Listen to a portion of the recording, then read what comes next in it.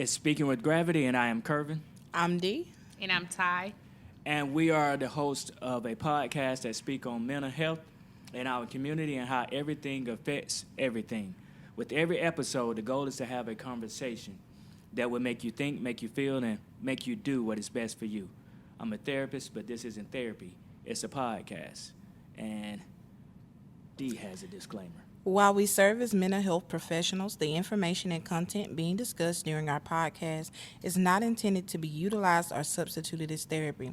The purpose of this broadcasting is to share our personal perspective through open dialogue about various content based on our personal, educational, and professional experiences. And today we got a guest. Before we go into Twitter discussions, we're going to go ahead and introduce her. And then we're going to go into our Twitter discussion, because she's going to key in on this one. So we have with us today Carrie Satson, who is the owner of the Satson Agency. And I'm going to let you introduce yourself to give us what you want to give us about you. Well, I am a wife, a mother, a sister, a daughter, an auntie, and all the other titles. I'm a hero to some, a villain to others.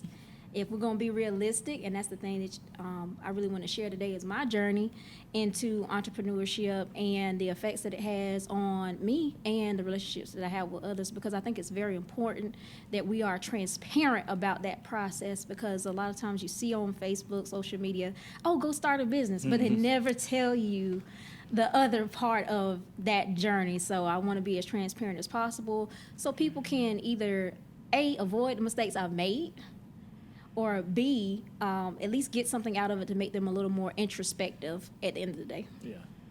So we got this thing we call Twitter discussions. I looked at the comedy show by Dave Chappelle. And Dave Chappelle said he don't care about Twitter because that's not the real world. But there's Twitter discussions. We find stuff on the internet, and then we just kind of discuss it. There is something that came out. Salary negotiation is about freedom, access, and equity. And she said, "Spread the word" by Tiffany Waddell. I don't even know who that is. You being a business owner, how do you feel about people negotiating a salary with you? Telling you, I'm so glad we're having this conversation, because right now, if you see it, there's a lot of hiring now signs in every industry. Yeah. And it's no different in the insurance industry. And that is a sticking point. And if I'll be 100% transparency, it's why I operate my office by myself. Because a lot of times employees don't realize, before you earn a dollar for my business, I have invested assets, time. I'm working longer hours than you, and there's a lot of disrespect when people come through the door and try to have a salary negotiation, especially when you don't have industry experience. So I don't even know. I am putting the future of my business in your hands, and you're wanting me to give you this top dollar salary with no results. Yeah. And when I start asking questions, people think I'm a bully. Like I say, well, what did you do in the last position? Mm-hmm. What did you do that warrants you to have this salary? Or are you just coming here because you were there 2 years and you just feel like, I was like, because feeling something and deserving something are two different things. And there's a very big disconnect between experience, contribution, and how salaries work. For example, I have to pay payroll taxes up front. There are things that I have to pay fees to process a paycheck. So I'm in the negative before you even step through the door. And people don't think about it. And then being a smaller business owner, it's even harder, because bigger businesses qualify for group benefits at a discounted rate, whereas I've got to pay top dollar just to compete.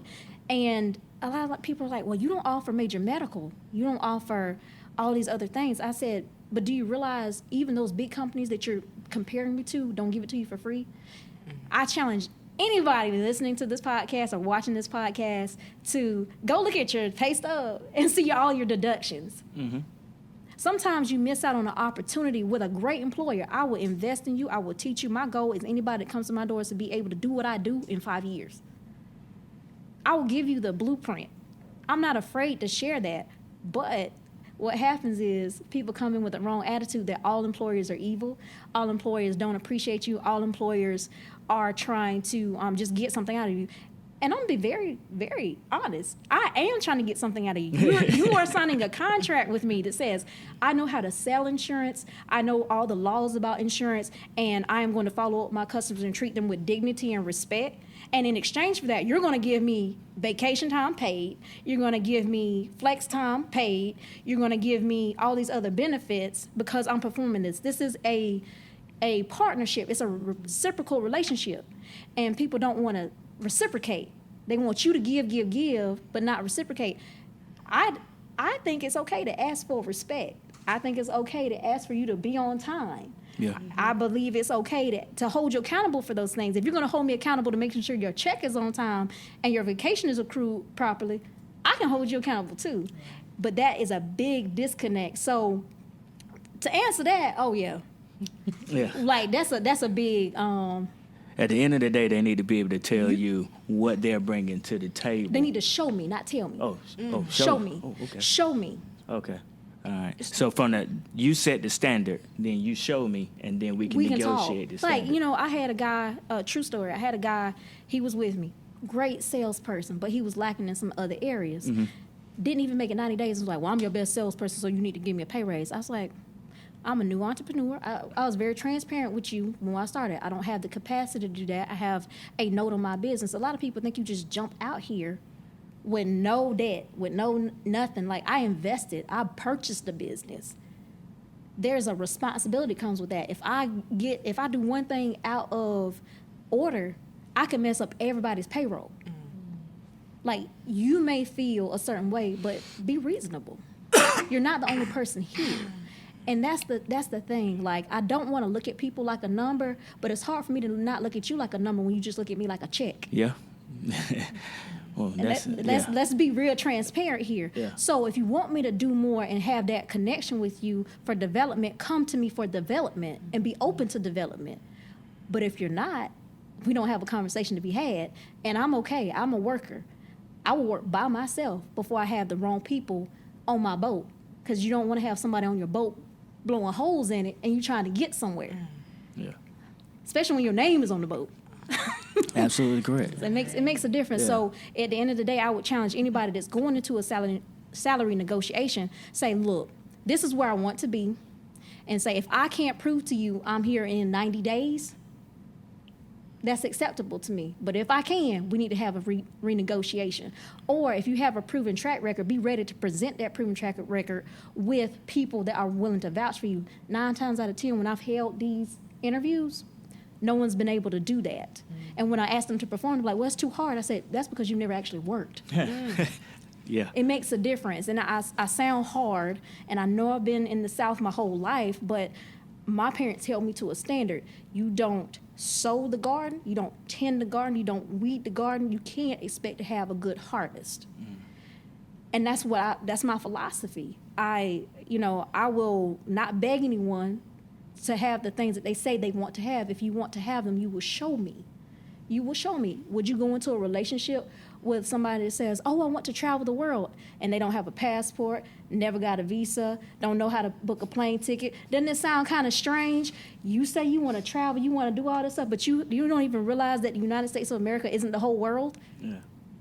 Like, there's a whole nother side, and you're not taking advantage of it. If your behavior doesn't match where you're saying you want to be, I have a hard time trusting you. Because keep in mind, as an entrepreneur, as a business owner, as an employee, because there's different levels to entrepreneurship. Some people are solo. Some people create jobs. I'm trying to create jobs, but I also have to have the cash flow there to do it. And I'm trusting you to help me build that. This is somebody's dream. This is somebody's this is a platform where people can bless a community. But if you don't have the heart for it, it's kind of hard for me to want to just shell out everything I have when I've sacrificed so much. It's like, check yourself before you wreck yourself, because Kara don't mind. Kara don't mind telling you about yourself if you come over here. And I don't mind being told if I'm out of position too, because as an employer too, you got to realize what the market expectations are. So if I'm saying, oh, I'm gonna let you be an insurance agent for $8 an hour, that is a slap in the face. Right. Like on the flip side of that, you have to be reasonable. But you've probably done your research Exactly. at that point. Exactly. For what the market is. Exactly. And I have not paid anybody below a living wage. Yeah. So, and then plus too, in the insurance industry, you get a wage plus commission in most cases. Okay. So if you work, you pay yourself. Like, it's one of the few jobs, the more work you put in, the more you get out of it. You can put 1,000 boxes on a manufacturing line. I've been in manufacturing, and you're not going to get a pay raise for your count. It's like, right. Oh, great, we had overproduction today. Great job. We might let you leave a little early. But when you're in insurance and you network and you do different things, you can actually reap the benefits of the effort that you put in. But most people don't want to put in the effort, and that's my issue. They think it's so easy. They think what you do is so easy. I take continuing education. I am in the process of getting my securities licenses, and that's a federal exam. Like, there's levels to this. And when you invest in yourself, and you will see results. But I had to do that by myself. I have to go and study every night. 3 hours in the morning, 3 hours at night. It's not like it just osmosis is its way into my mind. Like, I wish it was that easy, but it's not. Right. So I always tell people, be realistic. Yeah. Like, be realistic. I'm not saying that you're not deserving of that at some point, but be realistic. Make sure you're a contributor and you actually know what you're doing. Because if let's say I do say, okay, I'll pay you $25 an hour. Then but what? If you don't show results, you're gone. You set yourself up for failure. It's always better to over-deliver and under-promise, and then you have a leg to stand on, than over-promise and under-deliver, and then you look horrible, and it's a blemish. Mm-hmm. So we got, it's a good way to start in. Right. We got the QD of the hour. So the QD of the hour, which stands for quotable data, is another version of fun facts, info for you to be able to give your friends, family, colleagues, coworkers, church members. So according to a summary from the Department of Labor, over 4 million Americans left their jobs in April alone due to toxic workplace culture, overwork, and burnout. And according to the U.S. Business Formation Statistics, BFS, 1.36 million new companies were started in the first quarter of this year. 2021, 1.36. I don't know how many of that was started with what they call that, the PPP loans. PPP loans. Yeah. There was a whole lot of them. The intro. Did you do the disclaimer? I did. Okay.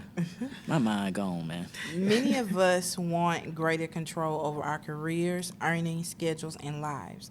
Jumping into entrepreneurship involves having a lot of faith, dealing with imposter syndrome, and avoiding self-sabotage. To navigate these uncharted territories, one must remain focused on being in the right mindset. 72% of entrepreneurs suffer from mental health issues. Today, we discuss why and what to do about it. No, we ain't saying you got any mental health issues. We're not saying that now. But where were you 10 years ago? Were you in your business? 10 years ago, I was a fresh graduate from Converse College. And at the time, that was a women's college. So you talking about isolation and having a different path than most people. It's very small. I mean, my graduating class from high school was bigger than my graduating class from college. It's very small. That school was basically within 2 city blocks. What was your major, undergrad? I started out an art major and a computer science major because I'm a total computer freak. And the school dropped my major the end of my sophomore year, going into junior year, because we didn't have enough people. Wow. So I thought I wanted to be a curator and develop art software and make art history and stuff on it. And then I realized I flunked art history twice, and that was not the life for me. So I changed it all the way up. I went in as a business finance major, so I graduated my Bachelor of Science in that. I picked up an accounting minor, and I kept the computer science, but as a concentration, just because I love computers, I love design, programmer, been programming since I was 12. My mom put me onto it. As soon as personal computers came out, she said, "Girl, you want to figure out how to use this thing?" And I just went, and that was where she just really encouraged me to diversify. Mm-hmm. So kind of stuck with that for a while. I still program. I still do web design. So that was, so when I graduated from college, I had job offers lined up because I started my junior year applying, and I ended up being a admission counselor for a year. Loved it. At Converse? Yes, I was an admission counselor at Converse. Loved it. Got to travel. Got to meet people. It taught me a lot of independence and accountability because when you are lost, you have to be okay saying, Ms. Lewis, I don't know where I am. But didn't you grow up in Greenwood? I was like, but the latest I was ever out was 9 o'clock, and that was to see Harry Potter for the opening. So, I mean, I was kind of a homebody coming up, and I didn't talk to people. And I took the opportunity of college to try to work on myself. It was tough because I'm such a family person, and my mom is like my best friend, and I'm a daddy's girl. So being out, trying to make things work, I didn't want to ask my parents for a whole lot of stuff. But I have a younger brother. We're 8 years apart. So, and he was going to private school. And I knew that money was tight, so I tried not to ask for anything. So when I went out here, honey, I had an apartment, no furniture. I didn't want to tell them. I said, hey, can I have my furniture from the house? But I didn't have a sofa or anything. I started, I didn't even turn the light. I turned the lights off at the breaker when I left for my trips because I would be gone 1 or 2 weeks at a time to make sure I had money to pay my bills. And people are like, oh, you're doing so great. And I'm like,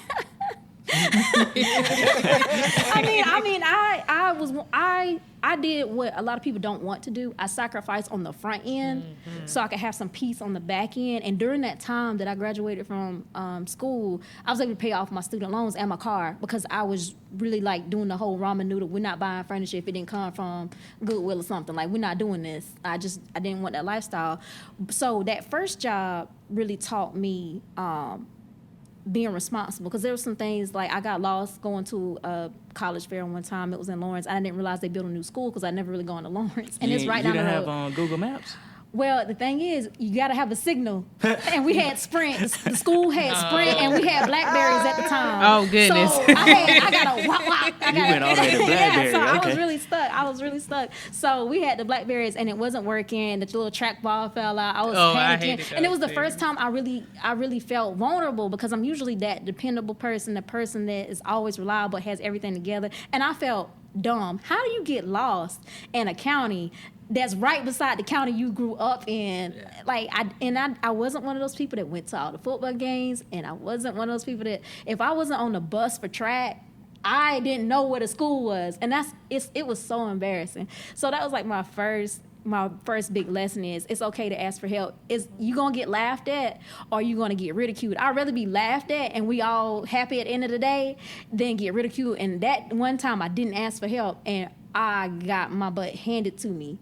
So that was one of the first things I learned, was just kind of like, you know what? You got to put your pride aside. Sometimes if you need help, just get the help. Because that was not only embarrassing, but to get fussed at the same time and potentially lose your job just because of your pride. So how you go from admissions counselor to insurance? Well, and do you say insurance agent, or how do you, is it insurance agency, agent? Well, I just say insurance agent, Okay. Just because insurance is actually, I'm really a financial specialist of sorts. Like, if you think about it, insurance covers so much, and there's so many areas of it. It's just that you have to be very careful because certain things have designations. That's why I'm getting my securities license, because under insurance you have other financial products like IRAs and other things that you can get into, and that's what I'm trying to do, is teach people how to, work with their retirement and all of that. And so I'm trying to get everything. If God put it before me and says I have access, I'm trying to open all the doors. Make sure you get into self-directed IRAs. I'm just not Well, about those. All I'm saying is there's a place for all of it, and that's why I'm going for my securities licenses and like long-term care, all that. And I'm trying to change the face of that. So you asked a good question. Insurance. Yeah. Like when I go and do presentations with people, I'm like, this is a financial product. Let's not get it twisted. It's a financial product. It's not just something that you just get just to have it. You need to understand it. And a lot of times we sign things, and so I try to be. I like to say I'm more of a financial protections advocate rather than just the agent. Because I want you to understand this. Like, how many people go around not understanding how bodily injury works? How many people, true story, happened just this week.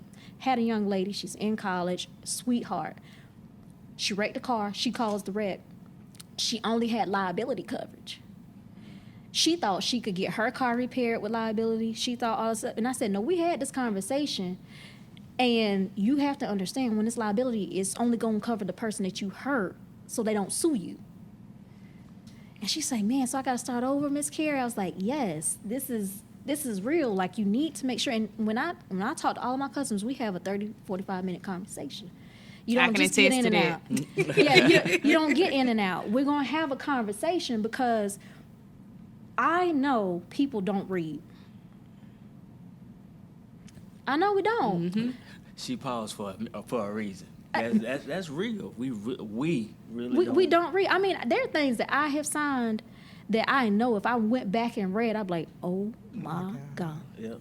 I mean, think about how many apps you participate in, the terms and conditions, and then you find out 20 people are calling you a day later. How did they get my information? Well, in those terms and conditions, it said that you don't mind that all their affiliate partners reach out to you about all these subscriptions, and they're going to monitor all your cookies on your phone, and they're going to find out the things that you like. And then like, well, I never gave them permission. Yeah, you did, here on this date and this time, and if you would like to withdraw, you got to go send this letter and within 180 days, or you stuck for life. Like, I mean, I'm being, I'm embellishing a little bit, but we do things on a daily basis, and it's so scary. So I try to break everything down so people understand financial products are not a gimmick if you know how to use them. Mm-hmm. They can be your best friend or they can be your worst enemy, but it comes down to how you use it. Perfect example. I always tell people, money is a tool, right? Mm-hmm. And they're like, well, everybody wants money, blah, blah, blah, blah, blah. You got to be a bad person. I said, no. Think about money like this. Money is a hammer. With a hammer, you can build a house. You can build a business. You can build a birdhouse for the nature. You can go build a fence or whatever you want. You can build all these hedges of protection and build something beautiful. Or I could be a serial killer and hit everybody in the back of the head with it. And it can be a weapon. That seems extreme, but that is what money is. That is what financial products are. That is what having that level of security is. It's all depending on how you use it. And it really bothers me being in this industry because most of the people that I see that are struggling with this are in the minority community. They look like me. That's why I go so hard. That's why I travel to whomever is willing to listen, because it's important. If we want different things, we have to do different things, because doing the same thing over and over and over and over again and expecting different results is the definition of insanity. And we do some insane things and want to play the blame game and displace blame when really it's things that we can do for ourselves. And that's a frustration. So I'm trying to be a part of the solution and stop with the negativity around all of these things. And we're going to have a conversation because it's important. And if you don't want to have a conversation, I'm not the agent for you. I tell all of my customers that because I treat my customers like cousins. I want the best for you. I want you to do well. Even if I'm not necessarily the right fit, I at least want to give you the information so you won't be bamboozled when you go to the next person, because you will remember that and it'll take you a lot farther than a temporary reprieve from a 6-month premium. I guarantee it, and I stand on that. That might be the first time I heard I treat my customers like cousins, but that's dope though. I try to. Some of them I want to. Yeah. Because, sometimes you want to put your hands on them. Based on what you're saying, though, there's you put a lot of effort into connecting with people and laying it all out there. So that's one of the demands for you is making sure you go over and beyond to make sure they understand the information. Mm-hmm. What's another demand or other demands of ownership, just owning your own business?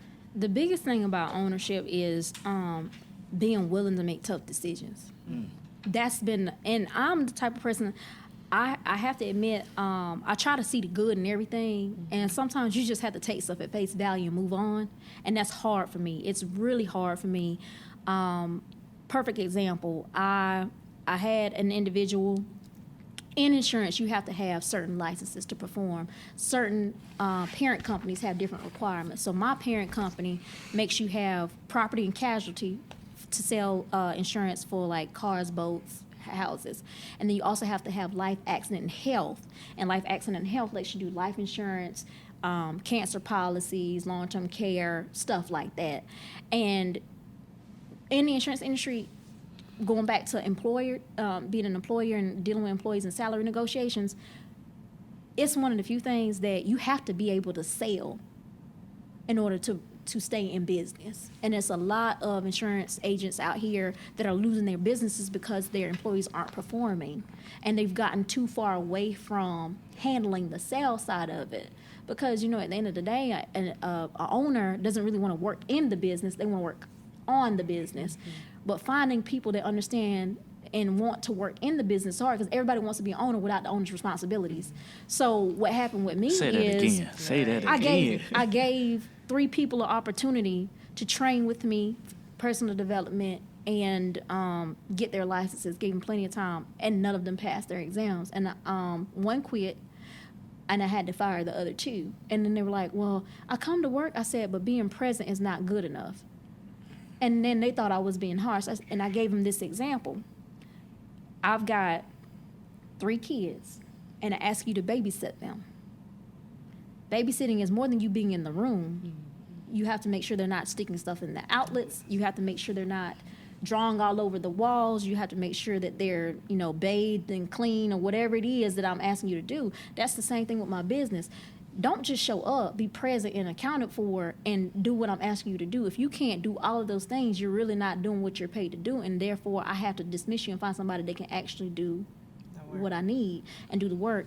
And it's sad to say, great people, but they take that's why I got irritated with being looked at as a check and not an opportunity. I'm trying to give people opportunities to get financial freedom and be a mentor. I don't want anybody to work for me forever. I believe in hiring people that have goals. But the problem is we get caught up on the wrong goals. We get caught up on having $60,000 a year. So I flip those questions around and I say, okay, so you want to make $60,000 a year. Why? Crickets. And they're like, well, that money will help me do what? What is it going to help you do?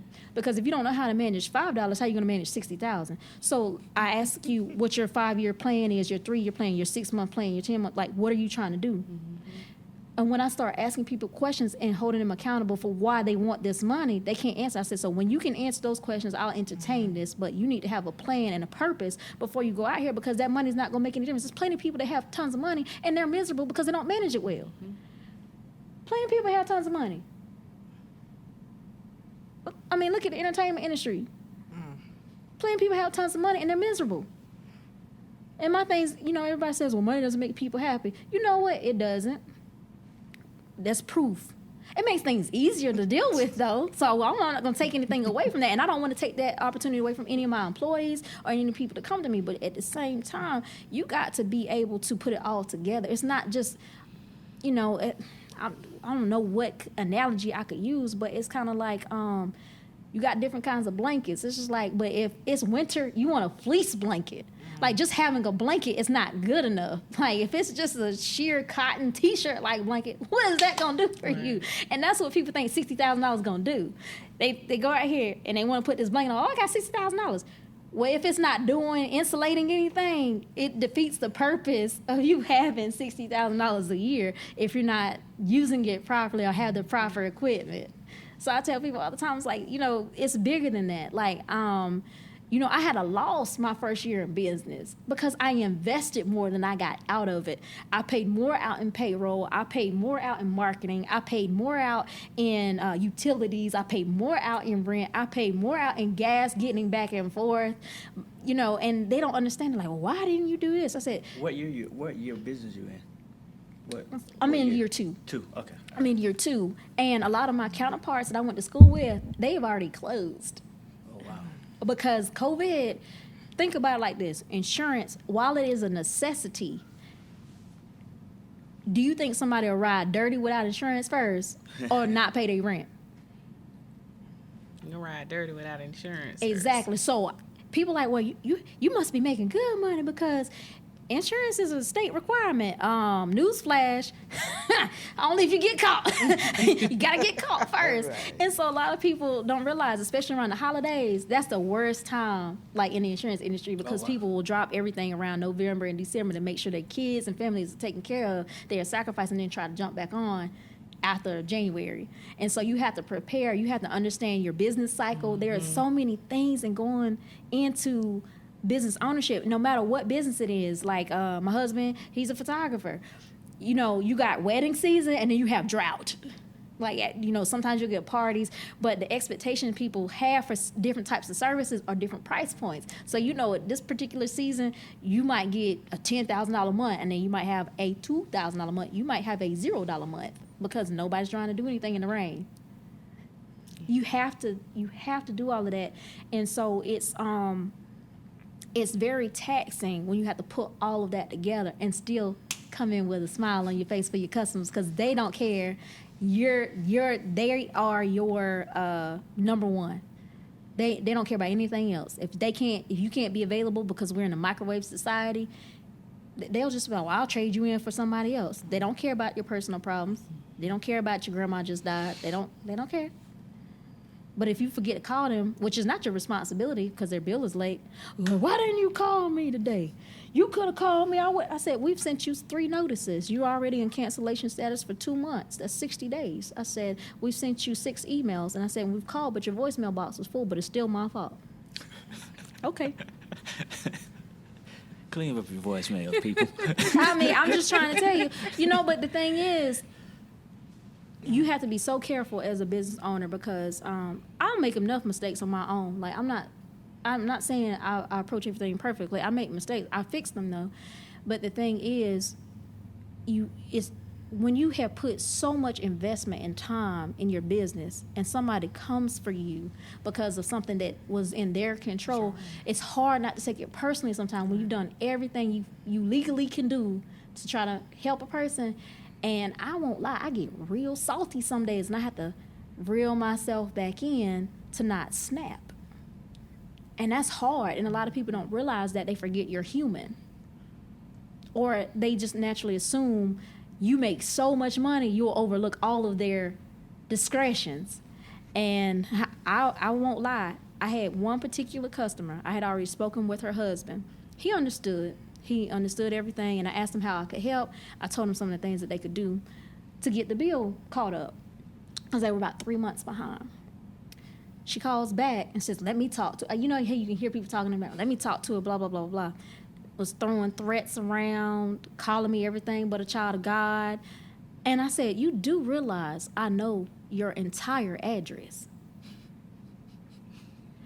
I lost it, y'all. I don't talk to people like that. I promise. I said, if you, because she was talking about pulling up on me. I said, what if I pull up on you? I'll make it easy. And she was just like, oh my God. Like I said, I'm just trying to tell you how you sound. I was like, you sound like this over something that is easily resolved. You have time to get caught up, but I can't make it go away. You've neglected this bill for 90 days. Your insurance is about to be terminated. She was like, well, I have 30 days. I said, no, ma'am, you had 30 days, like 60 days ago. You've used that grace. Well, I have 10 days from this. No, you don't. You've already used that grace. But yet, she wanted to blame everybody but herself, and it's so hard. It's like, look, you took all my niceness threshold. Like, it just came down here, and then I actually dipped into, I'm about to go to jail. And I had to stop. I had to stop myself and say, look, you got 2 options, because I've officially lost my cool because I didn't approach you disrespectfully. And I said, I didn't call you out your name. I said, but I've listened to you for 35 minutes, just degrade me over something I had no control over that I've been trying to help you with. I said, so these are your 2 options. I can ask for an extension because you qualify for it. You've been with the company long enough. They'll let me do that for 1 more period. And I said, or you can hang up and find another insurance carrier because I'm done. And it's so hard not to do that on a regular basis, because that's not the only call I had. But I would tell you, that was the call that made me realize I still need some growing. Because I said, Lord, these calls are recorded, If they go back, they're gonna be like, that's a whole threat. I'm like, it was. I didn't instigate it, but it was, and I had to step back. I mean, I can honestly say there are days that I have had tears going down the road because I'm like, I do not want to make these cancellation calls because I'm not in the mood. Recently, my grandmother-in-law died. My husband had to have surgery. My father-in-law was ill, all at the same time, and you still have to go in and try to be a decent human being to other people when you don't feel like being a decent human being. That's the hardest part because people don't realize, you're keeping up 2 houses. You're keeping up your business and keeping up your personal house. You're trying to be a wife. You're trying to be a mother. You're trying to be a good in-law. You're trying to be all these different things. Trying to be a good big sister when your brother asks you a question and you hadn't talked to him all day. He's like, so what's up? I'm like, I'm at work. I'm not trying to ignore you. I'm at work. But then when you call him back 10 times, like, I'm at work. What you want? Returning your phone Yeah, call. I'm returning your phone call because you say I don't love you. And then, you have to get to a place where you don't take everything personally. And that's really hard. How do you said a lot as far as like having 2 households. You got your household and then you got your business. You're trying to be a mom. You're trying to be a wife, sister, daughter, all of that. How do you protect help your mental health? How do you keep it together? Okay, so I have a deep, dark secret. Oh Lord. Did I ask the wrong question? So I'm tell you what my deep, dark secret is, but that gets everybody involved, and it kind of diffuses everything. I'm a big anime fan. I love anime, and then like that's what I binge. I don't watch a lot of TV, and a lot of people are like, "Oh, did you see the Bridgertons?" And I'm just like, "Who? What? When? Why?"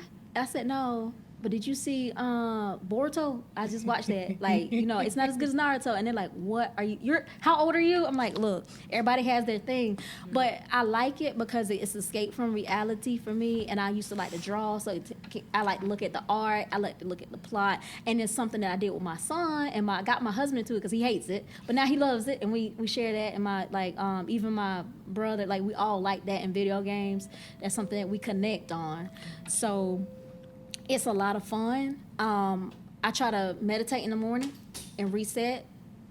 I get up at 4 most days just to have some time to myself.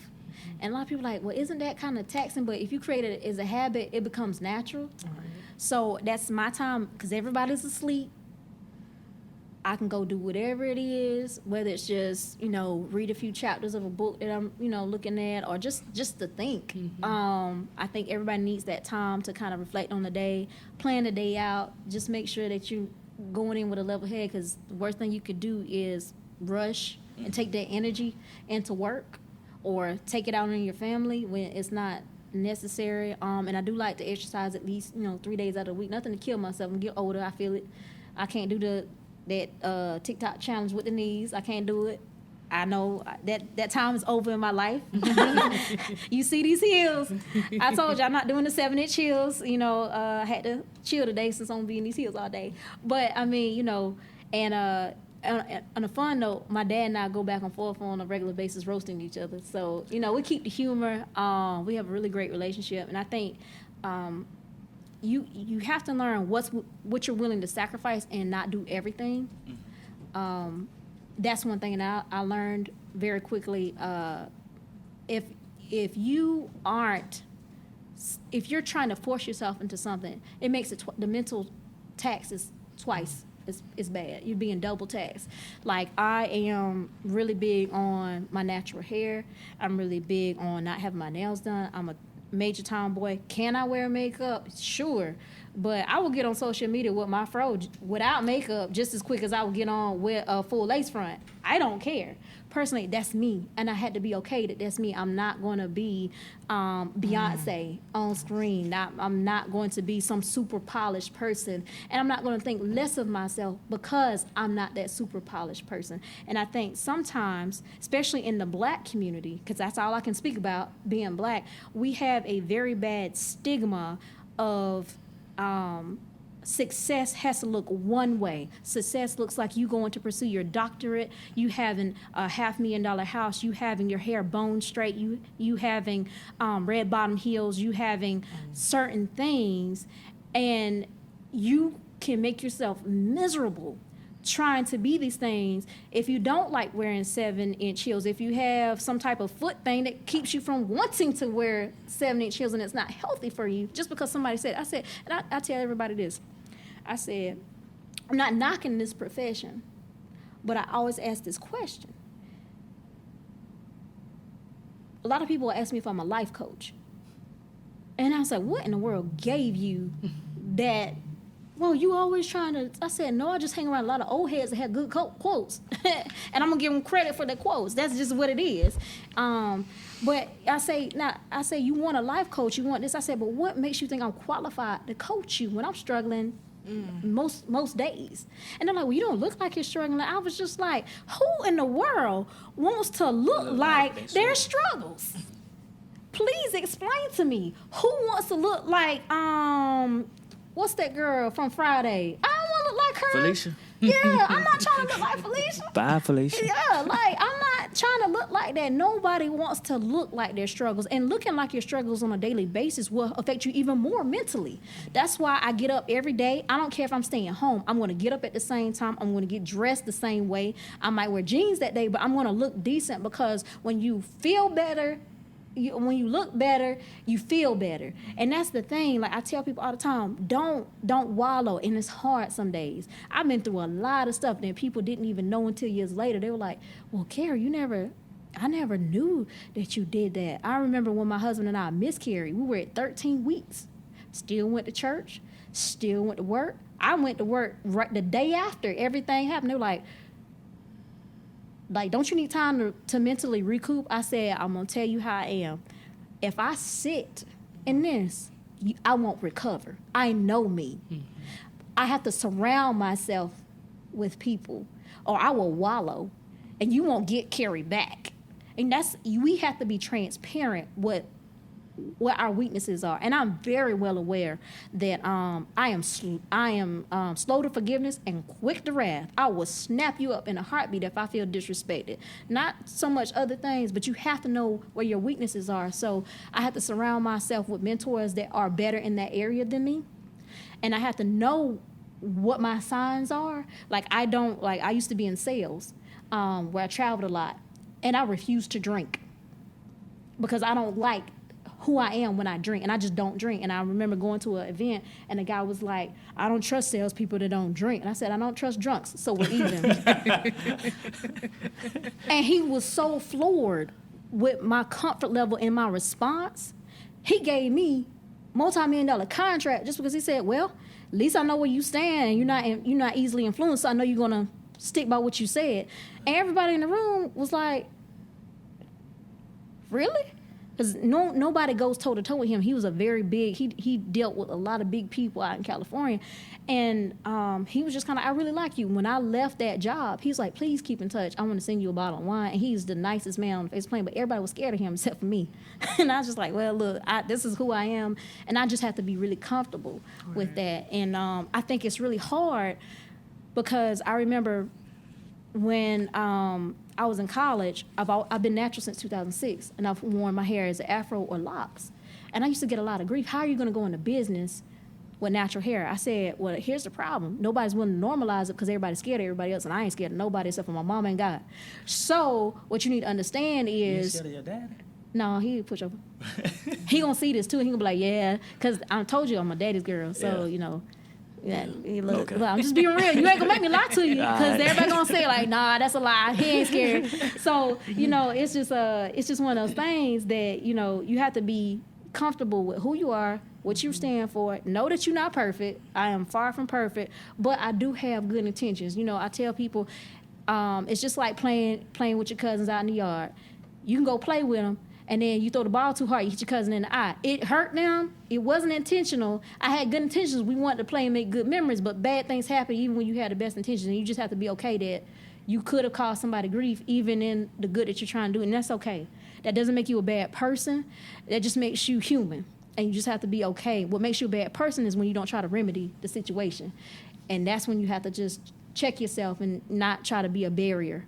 Because I'm not gonna say I've done everything right in business. Some customers, when I first started out with my first business, it was hard for me to ask for help and say I'm behind.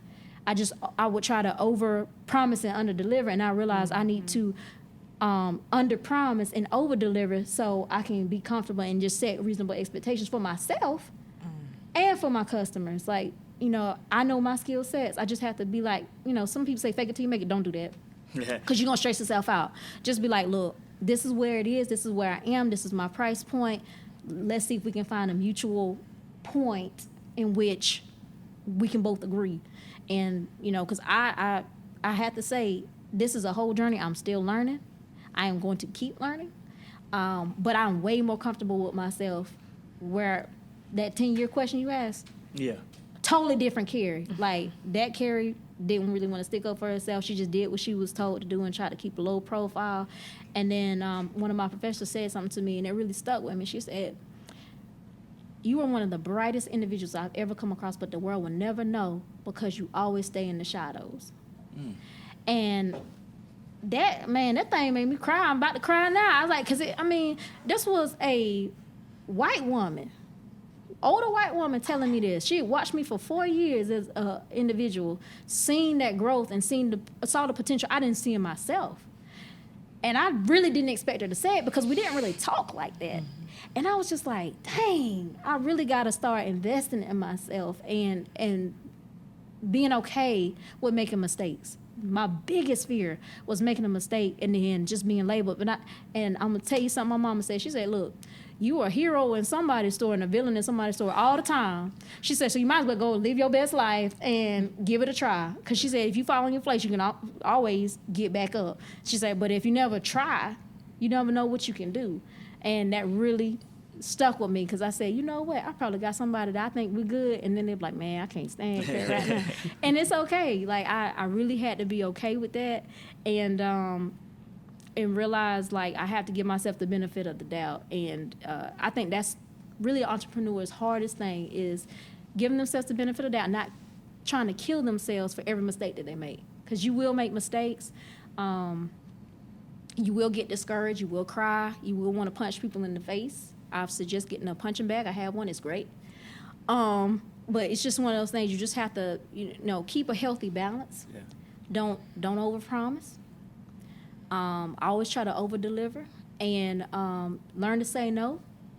No is a very powerful word. It doesn't mean you don't love a person any less, but you do need to learn the power of no and protecting your peace, because that's one thing I will do. If I really can't do it now, I'll be like, I really am unable to do it at this time, but maybe later, because it's just no right now, but not forever. And you have to be okay with that. You made this easy. I didn't get off all my questions, but you actually answered most of them just as you was answering one question. I love how you said you create a routine. I love how you say you keep it funny. I love the balance part. A lot of times we get overwhelmed with trying to do too much of one thing instead of just balancing it out. So you gave a lot of jewels for anybody that's listening, anybody that's trying to be an entrepreneur. One more thing. Tell us something about insurance that we don't know. Okay, so it's really a multiple parts, but the biggest thing that affects most of the people I come across is going to be home and auto. So people think the insurance covers everything indefinitely, and it doesn't. You have coverages and you have limits, okay? So coverages are the things you elect to endorse to protect whatever it is. So with auto, you have liability, that's a requirement. But you have comprehensive and collision, which are options. You have medical payments, which are options. And you have underinsured coverage, which are options. A lot of people think that in auto insurance, when you just say full coverage, you're going to get all those little options. But full coverage is not an insurance term. That's a dealer term when you go on a lot. So I always tell people, when you go to get your car insurance, ask exactly what coverages you have and what limits they are assigning to it, because in the state of South Carolina, you have 2550. That means $25,000 per person $50,000 per accident. That's the lowest you can go. Think about the last time you heard somebody that had medical injuries in a wreck. How fast that $25,000 goes. That's scary. I never encourage anybody to get state minimums. I mean, I know it's expensive, but the thing is, the longer you carry the higher limits, the better you look in the insurance industry, because insurance is risk-based. We're not covering the car. We're not covering the house. We're not covering necessarily you as a person. We're covering the event of something bad happening to you, something bad happening to your car, something bad happening to your house. It's a financial product, but we associate it with the object itself. We got to get out of that. We got to get out of that, and we need to understand what these words mean. Homeowners, you don't have termite coverage in homeowners insurance. You don't have vermin coverage in homeowners insurance. Your house get eaten up by termites and fall to the ground. No coverage. Get a yearly inspection. Most homeowners I know, they don't get yearly inspections. Why? You get an inspection on your car every 2,000 miles. You get your oil changed. You pay for maintenance. So why are we sitting up here with the biggest asset we probably have, unless somebody got a Rolls Royce or Lamborghini I don't know about? You sit up here in a $250,000 house and you hadn't had it inspected for 30 years. You could have termite damage. You could have bats in your attic, and a lot of that stuff is not covered by insurance because it's a form of neglect. Insurance covers a catastrophic loss that happened immediately. A wreck happens immediately, right? And it can be catastrophic. A home burning down is an immediate catastrophic loss. A tree falling on your house is an immediate catastrophic loss. We don't cover the stuff that you should be covering in maintenance. I mean, that's why when you take your car in for, your powertrain, if you don't do certain things, they're like, hold up, you ain't been in oil change in 6 months. You're supposed to do this every 2 months. It's not covered. That's why, because you have to do basic maintenance for the thing to even last. But I hate to say it, people cheat. People in general, they just cheat, and they try to do everything the cheap way, and it doesn't work. It doesn't work. You wash your $2,000 suit in some cheap fabric softener and everything and see what happens. You're going to be mad. Carrie, have you ever did a podcast before with somebody? Mm-mm. Good. Y'all heard it here first. Carrie Saxon and the Saxon Agency. She is good. And you just blessed me with what you just gave just now. Just to have a different thought, a different mindset about your biggest asset, which is your house. It is. And not having a yearly inspection. I don't think I had a yearly inspection since I got the house, which is about 9 years ago. I recommend you get it at least once a year. And I typically say do it in the fall because hurricane season starts in June. Oh, perfect. I can do it now. Yeah, like season starts in June. So if you're going to have like a wild tropical depression hit landfall, because we're a coastal state, right? Mm-hmm. So we get flooding, we get earthquakes too, and we get all this crazy stuff. Like people don't think about it, but we just had a major earthquake within the last year that broke roads apart in the upstate. So, you need to be careful. Like, just because you don't think about it doesn't mean it doesn't happen. Right. So, but I usually recommend in the fall because it's right after the crazy weather we have in June, July, and August, and it's right before we hit the ice going into the winter months because we get ice here, not snow. Just think about it. Just think about it, do it. And then if you want to do it again, do it like in early spring before hurricane season to catch the winter. Gotcha. Damage. I mean, the average home inspection is usually around $250, $500, way cheaper than car maintenance, but we just don't do it. Mm-hmm. And I tell people, I'm not going in the crawl space, I'm not going in the attic if I don't have to. That's what people get paid for. And here's another little tidbit. When you do that, you are giving yourself a cushion if you ever have to file a claim because that's an independent party saying this was not a pre-existing condition. They have pictures, a full inspection report. They can back you up. And so if you ever have to argue with the insurance company, like, have a nice day. Now file that claim, pay me. Replace my roof, replace my whatever. It gives you a leg to stand on. Same thing like if you have a problem with your car, you can be like, I brought it in for regular maintenance and it started doing this and y'all didn't catch it and it caused a bigger problem, so I'm need for y'all to work with me on this repair. You can hold the people working on your stuff accountable. That's why I tell people, what's the point of paying for something and you're not really doing your part to really help you taking the benefit away from the financial product when you don't do that. So I do encourage people to be proactive and not reactive because it's super expensive. And one other thing, just because I just thought about this, be careful with your deductibles with your home. Home deductibles can be a flat a flat rate deductible, or they can be a percentage deductible. And a lot of times when people are getting policies, they're like, oh, I'll do the 10% because I'm trying to get my premium lower. But what people don't realize is it's 10% of your dwelling value for the replacement cost. So if your house is $300,000, you just gave yourself a $30,000 deductible. Your premium might be $500 a year, but if you worried about that little premium, I'm gonna need for you to just pay the extra $200 a year because you're not gonna be able to pay the deductible. But there are insurance professionals out here that will just listen to you and just give you what you want on price, because the likelihood of you having a claim that falls under that is slim. But if it does happen, you're gonna be hot. So I never really encourage my customers. I actually don't even really write them unless they just absolutely push the issue. And even when we do the insurance reviews, I'll go back and say, are you still sure you want to do this? Because it's pretty catastrophic. I've had people have total losses due to fire and things. And so to have a $90,000 loss plus a $10,000 deductible, that's rough. That's rough if you're not paying attention. So I just challenge everybody, please read. I stand by my stuff, but I tell people, read for yourself. Don't trust me. Do not trust me. Like, read for yourself, because that's the only way you can really hold people accountable is knowing what you're entitled to. Right.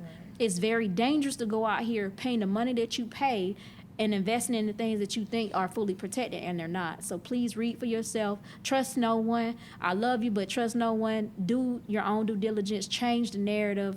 If you're tired of certain things happening, read, educate yourself. I promise you that's the difference. Thank you. Thank you for coming out and blessing us with your presence and your knowledge. Remember that Gravity Counseling Group, we have a BIPOC monthly meeting, and follow us on Facebook and Instagram. Thanks to everyone who's liked, shared, and supported our movement to try to increase mental health awareness within our community. Thank you to Winston. Mr. Winston is like what I like to call him, for his audio and visual productions. Thank you for taking the time to listen. You could be doing anything, but you chose to listen to us, and we appreciate that. Remember, we are therapists, but this ain't therapy. It's a podcast.